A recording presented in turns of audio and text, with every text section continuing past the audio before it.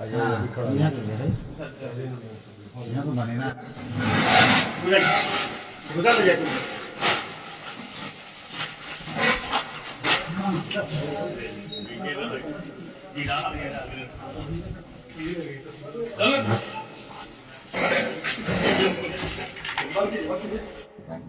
और दिनांक 17 और 18 की रात में दो चोरों के द्वारा थावे भवानी के मंदिर में मुकुट, हार और कुछ और अन्य आभूषणों की चोरी की गई थी।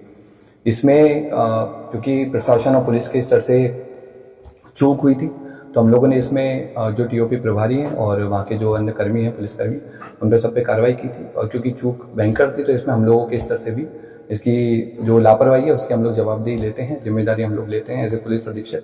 हम लोगों ने इसमें, क्योंकि घटना काफ़ी संवेदनशील थी, तो हम लोगों ने कई सारी एसआईटी बनाई गई थी और लगभग 12 के आसपास टीम्स अलग अलग बिंदुओं पे काम कर रही थी। कुछ स्थानीय लोगों पे, कुछ दूसरे जिलों के, दूसरे राज्यों के क्रिमिनल्स पे भी काम किया जा रहा था। उसी क्रम में हम लोगों ने एक व्यक्ति पे फोकस किया जिसका नाम दीपक राय है। ये इसके फादर का नाम देवानंद राय है। ये जमनिया थाना गाजीपुर का रहने वाला है और इसकी हम लोगों ने कल इटवा पुल से गिरफ्तारी की है और इसने अपने अपराध को स्वीकार किया है। इसके द्वारा पूर्व में भी कई सारे ऐसे मंदिर चोरी में अपराध किए गए हैं। इसी साल मार्च 2025 में इसके द्वारा महू जिले के कोतवाली थाने में शीतला माता मंदिर में चोरी की घटना कारित की थी, जिसमें जेल गया था और 13 नवंबर को जेल से छूटा है। जेल से छूटने के बाद में फिर इसने थावे मंदिर और पुणे के एक बड़े मंदिर की रेकी करना स्टार्ट किया। वहाँ के सोने मुकुट के बारे में इसने गूगल पे और यूट्यूब पे अच्छे से सर्च किया और 10 और 11 की रात में थावे मंदिर में आकर प्रॉपर रेकी की और जिस तरह से घटना कारित की गई है उसी तरह से इसके द्वारा रेकी किया गया।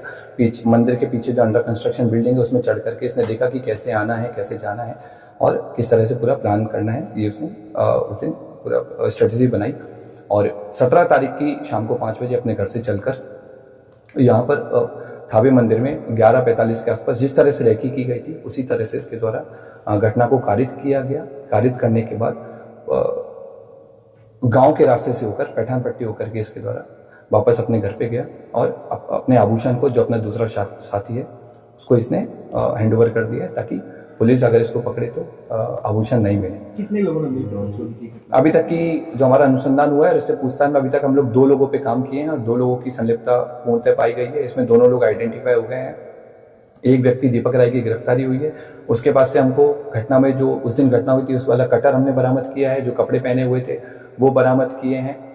फोन बरामद किया है जिसमें उसके द्वारा थावे मंदिर के बारे में सर्च किया गया है और घटना कारित होने के बाद में भी उसने सोने की डिटेल PI 916 के बारे में पूरा उसने पढ़ा है।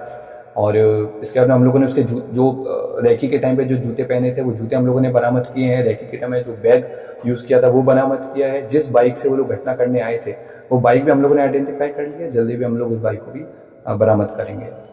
को अंजाम दिया था, क्या ये पेशेवर था, क्या किसी मूवी से प्रेरित था, या फिर इसे कैसे पता चल पाई कि मंदिर में यहाँ हार है? ये पेशेवर क्रिमिनल है और इसका हम लोगों ने जब हिस्ट्री देखा है, इसका जब हमने जिस तरह के गूगल सर्च से किया है तो उससे स्पष्ट हुआ है कि इसके द्वारा लगातार इसने जेल से छूटने के बाद भी, इवन जेल में रहने के दौरान भी इसने कई सारे मंदिर के बारे में डिटेल प्राप्त की है। जेल से छूटने के बाद में कई सारे बड़े बड़े मंदिर के सोने के मुकुट के बारे में इसने सर्च किया है और क्योंकि थावे मंदिर इसके घर से काफी पास था तो इसलिए इसने इस घटना को कारित किया है।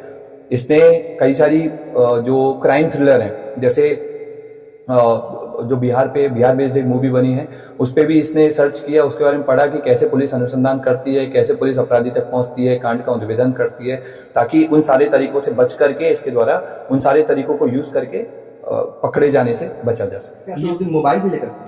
नहीं, उस दिन ये मोबाइल नहीं लेके आया था। इवन जिस दिन रेकी करने आया था उस दिन भी इसने इंश्योर किया था कि इसका कोई भी डिजिटल फुटप्रिंट थावे या फिर गोपालगंज में नहीं रहे, ताकि अगर पुलिस कल को अनुसंधान करे या फिर कोर्ट में आगे ट्रायल हो तो इसके ऊपर कोई ऐसा प्रूफ नहीं मिले कि ये यहाँ पर मौजूद। कितने केसेस में सर ये वांछित रहा है? अभी तक के रिकॉर्ड के हिसाब से हमको इसके ऊपर 5 केसेस मिले हैं, जिनमें बनारस में इसने बाइक चोरी की है, महू में इसने मंदिर चोरी की है और भी हमें लोकल सोर्सेज से पता लगा है कि पूर्व में भी कई सारे मंदिरों में चोरी कर चुका है, लेकिन वो अभी तक उद्भेदन नहीं हो पाए थे, इसलिए इसका नाम नहीं आया है। जमनिया थाना जो इसका स्थानीय थाना है वहाँ पर भी इसके द्वारा घटना